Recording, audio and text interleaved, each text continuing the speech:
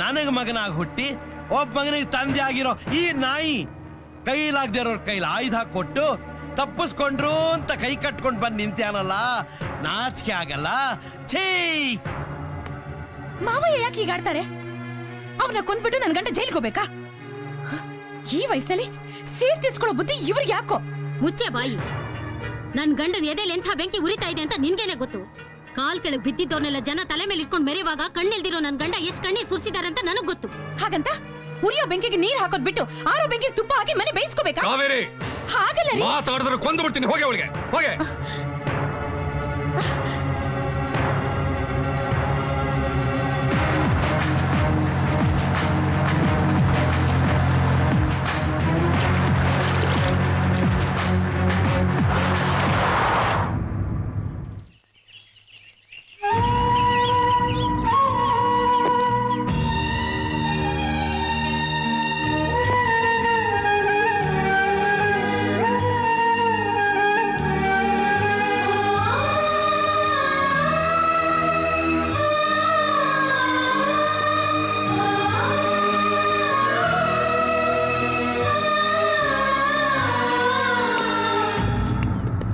ನಂಜೇಗೌಡ್ರೆ,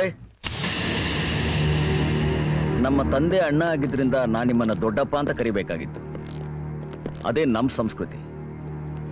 ಆದ್ರೆ ದೊಡ್ಡಪ್ಪ ಅಂತ ಗೌರವದಿಂದ ಕರಿಬೇಕಾಗಿದ್ದ ಆ ಶಬ್ದನ 20 ವರ್ಷಗಳ ಹಿಂದೆ ನೀವೇ ಸಾಯಿಸ್ಬಿಟ್ರಿ. 14 ವರ್ಷದಲ್ಲಿದ್ದಾಗಲೇ ನಾನಿನ್ ಯಾವತ್ತೂ ಅಳೋದಿಲ್ಲ ಅಂತ ತೀರ್ಮಾನ ಮಾಡಿಬಿಟ್ಟೆ. ಅದಕ್ಕೆ ಮೊದಲನೇ ಕಾರಣ ನನಗೆ ನಿಮ್ಮ ಮೇಲಿರೋ ಆಕ್ರೋಶ. ಎರಡನೇ ಕಾರಣ ನಿಮ್ಮ ಎದುರುಗಡೆನೆ ನಿಮ್ಗಿಂತ ಚೆನ್ನಾಗಿ ಬದುಕಬೇಕು ಅನ್ನೋ ಹಠ. ನಾವು ಈ ಊರಿಗೆ ಬಂದಿದ್ದು ನಮ್ಮ ತಂದೆ ಅನ್ಕೊಂಡ ನಿಮ್ಮ ಮೇಲೆ ಸೇಡ್ ತೀರಿಸ್ಕೋಬೇಕು ಅಂತಾನೋ ಅಥವಾ ನಮ್ಮ ಆಸ್ತಿನ ನಿಮ್ಮಿಂದ ತಗೊಂಡು ಹೋಗ್ಬೇಕು ಅಂತಾನೋ ಅಲ್ಲ. ನಮ್ಮ ತಂದೆ ಸತ್ತ ಮಣ್ಣಲ್ಲಿ ಬದುಕಬೇಕು, ಬಿದ್ದ ಜಾಗದಲ್ಲೇ ಮತ್ತೆ ಎದ್ದು ನಿಲ್ಲಬೇಕು ಅಂತ ಇಲ್ಲಿಗೆ ಬಂದಿದ್ದೀವಿ.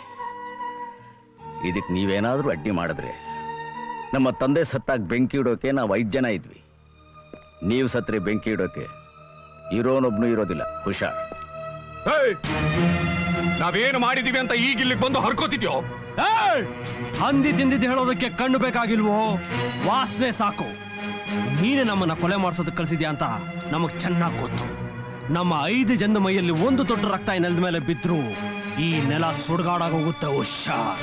ಈ ಗುಳ್ಳೆ ನರಿನ ನಂಬ್ಕೊಂಡು ಸಿಂಹದ ಬೇಟೆಗೆ ಬರ್ಬೇಡ್ವೋ ಸಿಂಗ್ಲಿಕ್ಕ.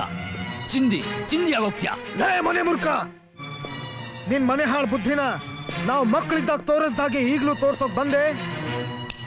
ನಿನ್ನ ಸಿಗ್ದು ತೋರಣ ಕಟ್ಬಿಡ್ತೀವಿ. ಓಯ್, ನಿನ್ ಕನೆಕ್ಷನ್ ಏನಿದ್ರು ಇಂಥ ಕಚಡಗಳ ಜೊತೆ ಇಟ್ಕೋ. ನಮ್ಮ ಹತ್ರ ಬೇಡ. ನಮ್ಮ ಹತ್ರ ಇಟ್ಕೊಂಡ್ರೆ ಕಬಡ್ಡಿ ಕಬಡ್ಡಿ ಆಡ್ಬಿಡ್ತೀವಿ. ಬನ್ನಿ, ಎಲ್ಲ ಬನ್ನಿ. ನೀವು ಒಳ್ಳೆಯವರಾದ್ರೆ ನಾವು ತುಂಬಾ ಒಳ್ಳೆಯವರು, ನೀವು ಕೆಟ್ಟವರಾದ್ರೆ ನಾವು ಮೃಗ. ದಯವಿಟ್ಟು ನಮ್ಮನ್ನ ಕೆಟ್ಟವರಾಗಿ ಮಾಡಬೇಡಿ.